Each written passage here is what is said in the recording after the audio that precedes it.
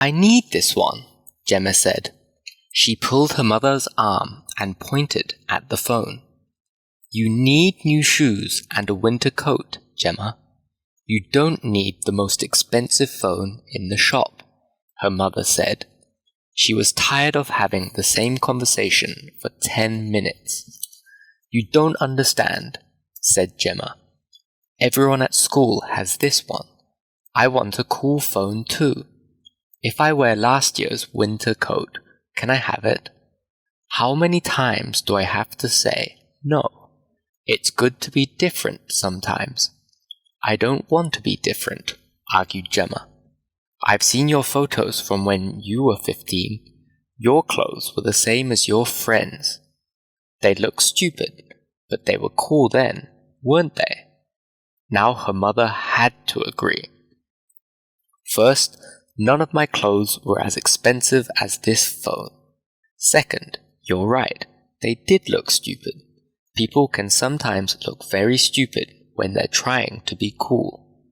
But please, Mum, I never get anything I want. No, Gemma. You can have any of the phones on this side of the shop, or we go home right now. I'll find someone to help you. She went to find the shop assistant.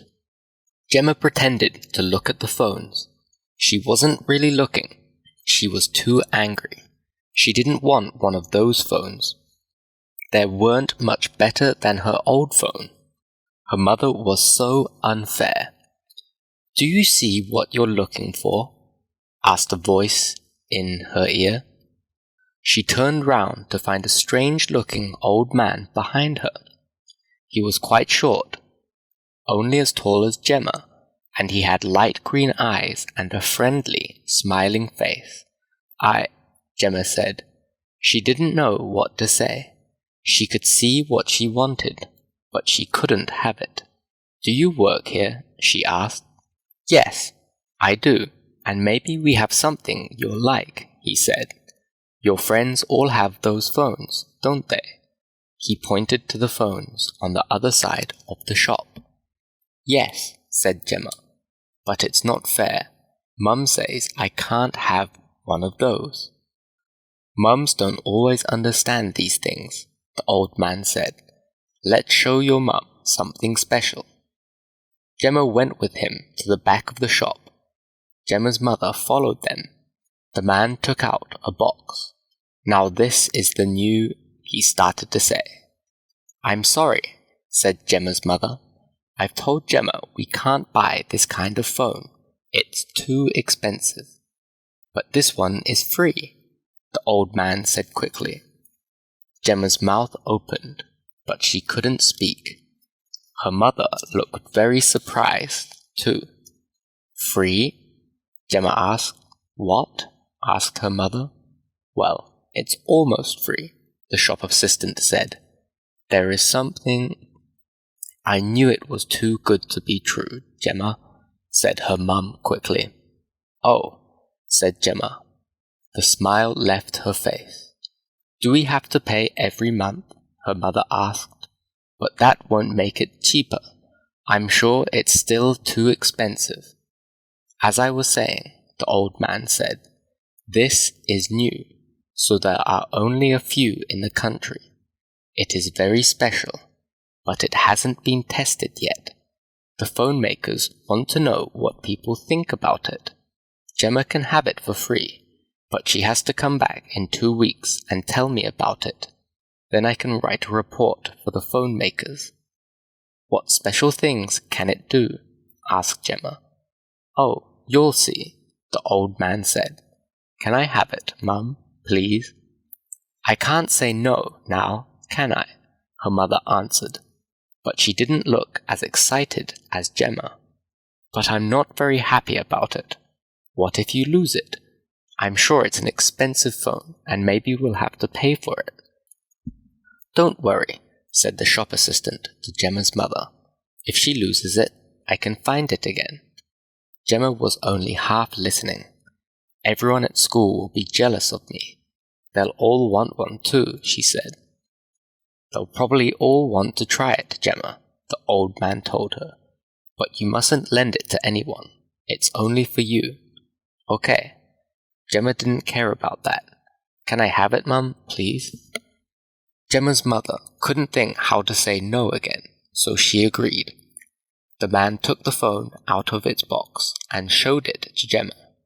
It was made out of something strange that changed color when it moved. It was as light as air and very thin. Gemma loved it.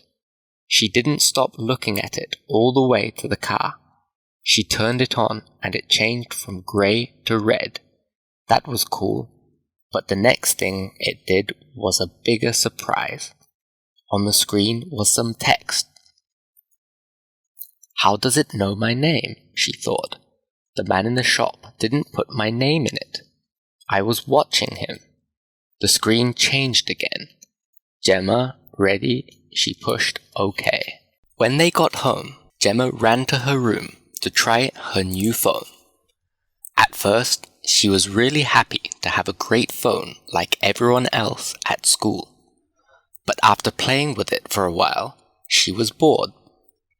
It changed colors and knew her name, but that was all that was different from her old phone. She looked and looked, but she couldn't find anything else special about it.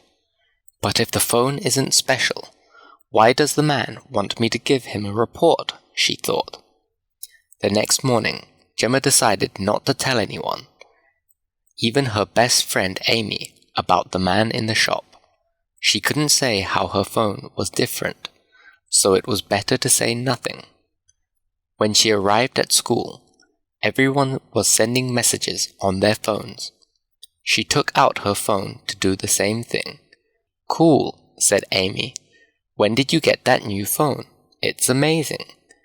Yesterday, but Gemma started. Let me see, said another girl. She pushed Amy out of the way so she could see better. Where did you get that? It's new, Gemma started again. We can see that, said Amy. Where did you get it? I've never seen a phone like that. They weren't listening anymore. Amy took the phone from Gemma. Then everyone was shouting and fighting to try it. Soon some boys came and there were lots of people and Gemma was pushed to the back. She didn't understand what everyone else could see. Then she remembered what the old man said about not giving the phone to anyone. She pushed to the front again. Look, said one of the boys. How did it do that? Asked Amy. She pointed to the screen. Gemma took the phone back and looked at it. It said, This is Gemma's phone. Please give me back to her. Where is Gemma? Just then, they heard the bell for the first lesson. So Gemma didn't need to answer Amy's question. When they went into school, people were talking about the phone. Some of them were trying to walk close to Gemma to look. She put it in her pocket so they couldn't see it. Your hair's different today, Gemma, Amy said. It looks really good. I think I'm going to do mine in the same way. Can you show me? Gemma didn't know what Amy was talking about. Her hair was the same as every day, boring and tied back in a ponytail. And Amy said, I love your new shoes. Your mum bought you a phone and shoes. Lucky you. Now Gemma really didn't understand. Her shoes weren't new at all. They were just her old shoes. These shoes? They're nothing special. What do you mean? Asked Gemma. Amy laughed. You're joking, Gemma. Nothing special. I've seen them in magazines. They're really cool. Wait a minute. Have you got a new bag too? This? Said Gemma. She pointed at her school bag. It was dirty and it looked old. No. What are you talking about? It's beautiful. I'm so jealous, said Amy. Gemma was more than surprised. She didn't know what she was feeling. As they walked to class, she could see that most of the girls were looking at her. Their eyes moved from her hair to her bag and down to her shoes. It was like they saw something special too. What was happening?